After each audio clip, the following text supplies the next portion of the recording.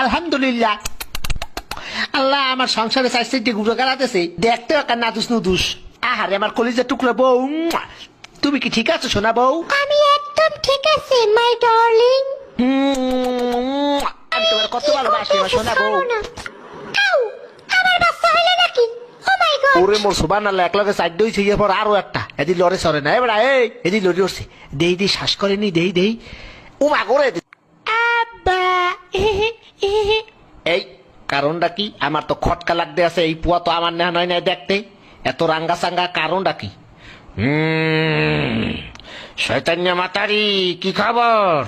এই মাতারি, এই পোয়া আমার না। আপনি কি আমার সন্দেহ করতে আছেন? শয়তান্য বেডি, এই পোয়া আমি জন্ম দিই নাই।